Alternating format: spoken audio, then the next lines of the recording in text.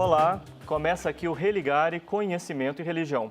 A filosofia, teologia, ciência e as pessoas de um modo geral buscam de diferentes maneiras estabelecer uma relação com o divino.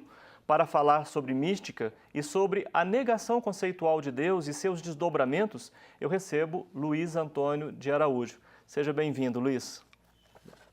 Acompanhe as notícias do Religare pelo site da TV Horizonte. O nosso endereço é www.tvhorizonte.com.br/religare. No nosso site você acessa os vídeos das entrevistas, fica sabendo sobre o que acontece no programa. Nós estamos também nas redes sociais, procure por Religare, Conhecimento e Religião e deixe os seus comentários para a nossa equipe. Luiz, na sua pesquisa no mestrado em Ciências da Religião, você se interessou por esse modo como a tradição investiga, trata o conceito Deus. O que você poderia nos dizer, não é, sobre essa atenção, não é, que a nossa tradição de pensamento dá a esse conceito? Então, eu acredito assim que Deus, eu parto do pressuposto de que Deus é uma das preocupações do intelecto humano, desde as reflexões mais originárias, as reflexões mitológicas. E isso também, se a gente for pensar no campo filosófico, isso é uma questão recorrente nos pré-socráticos e, acima de tudo, quando começa a sistematização ali com Platão e Aristóteles, o período medieval. Então, isso foi uma questão recorrente, né, de diversos modos. A questão sobre o divino, ela tem uma grande importância, tanto no campo filosófico quanto no campo teológico. Platão já alertava lá da necessidade de uma segunda navegação. Então, partir das coisas sensíveis depois, e isso não satisfaz. É preciso uma segunda navegação, ou seja, é preciso ir além, é preciso uma metafísica, ir além da física, para se chegar a um conhecimento através do intelecto. Pois, seguramente você traçou, né, um espectro bastante amplo, né, desde as tradições mitológicas e na nossa tradição ocidental, da Grécia aos dias atuais. Seguramente aí nós vamos encontrar várias correntes de pensamento. Você identificaria correntes principais na abordagem sobre o conceito Deus? Sim, eu gostaria de destacar e chamar a atenção para duas correntes, né, de maneira especial. Aquilo que começa com a dicotomia ali entre Heráclito e Parmênides, do ser e do não ser. Então, Aristóteles parece que toma uma posição muito forte pelo lado de Parmênides, da questão de conceituar o ser, de dizer o que o ser é, e de partir do princípio do ser como algo verdadeiro, como algo incontestável e como algo eterno. E há uma outra tradição platônica e neoplatônica que considera uma abertura de algo além do ser e além do uno, uma abertura para o bem, que seria uma dinâmica de amor que move todas as coisas e atrai todas as coisas. No seu entendimento, essas duas tradições organizam essa ampla história? Sim, seria ali o eixo principal, né, que depois vão influenciar todo o período patrístico, o período escolástico, o período contemporâneo também, né? Como é que essas duas tradições, então, como é que você vai demonstrando isso ao longo da história do pensamento no Ocidente? Nós vamos escolher uma delas, por exemplo, e vamos encaixando aí nomes, perspectivas, questões. Isso. Então, assim, as duas tradições, uma das tradições, talvez a que foi, talvez não, a que ganhou um sentido hegemônico maior na nossa forma de pensar, foi a tradição catafática. O que quer dizer esse termo? É um termo grego que é uma posição afirmativa, partir de Deus a partir de um ponto afirmativo. Então, partir de Deus, a partir da concepção de Deus através do ser. O ser que é essa ideia originária de que é o início de todas as coisas, né? A origem de todas as coisas e o sentido de todas as coisas.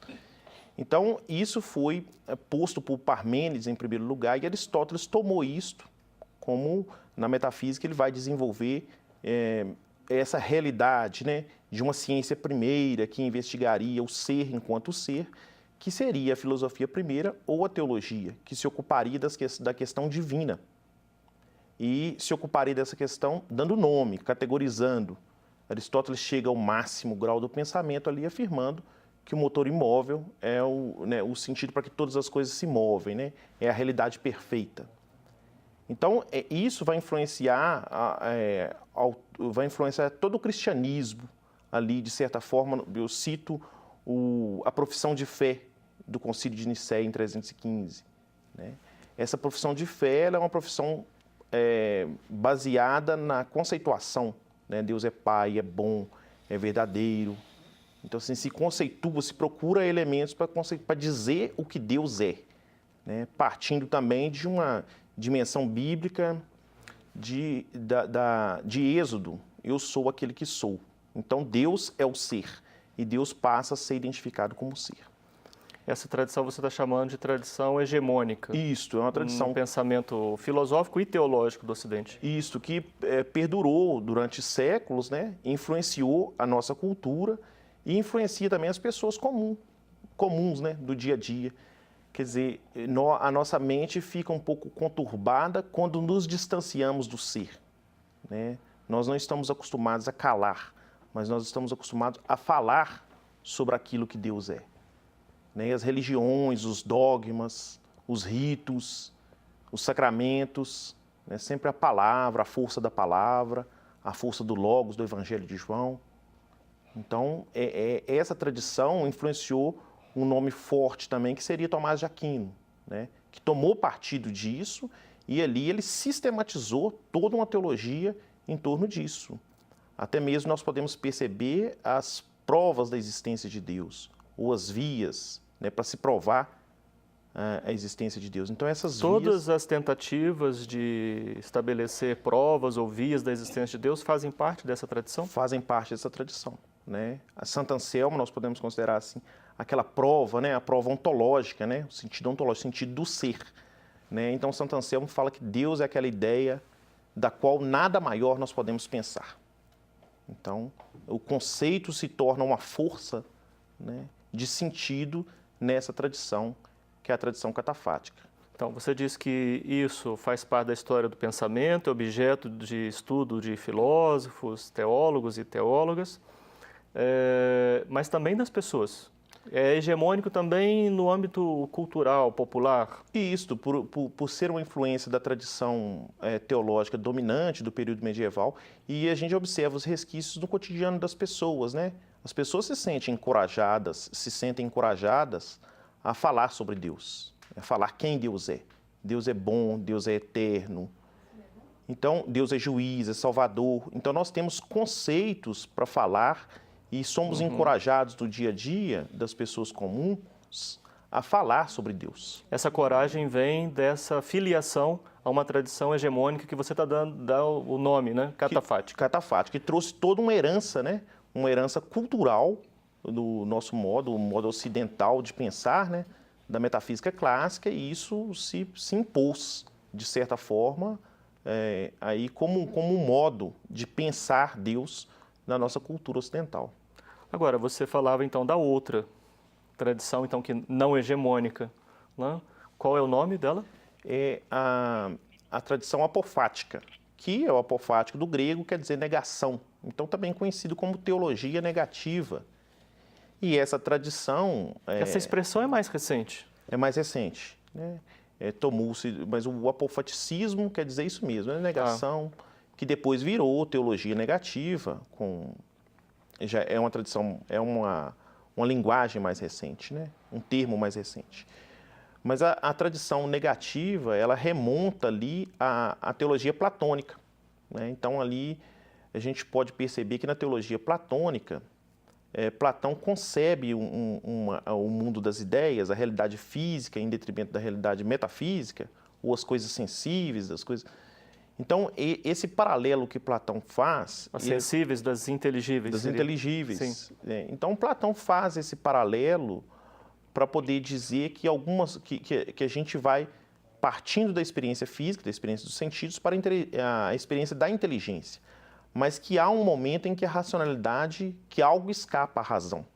Então, esse algo que escapa à razão é o bem, é um dom, é um momento originário de pura doação, né, do qual a razão não consegue atingir, não consegue conceituar, não consegue abarcar. E essa tradição, depois, com o neoplatonismo, que o neoplatonismo é aquele nome que nós damos daquelas reflexões ali depois da reflexão primeira de Platão, do século III até o século VI, da Academia Platônica. Então, muitos voltaram às questões, principalmente do uno e do bem, né? O uno é aquela realidade que unifica todas as coisas. E o bem é aquela realidade que dá sentido a todas as coisas. Como que nós percebemos ou captamos o uno?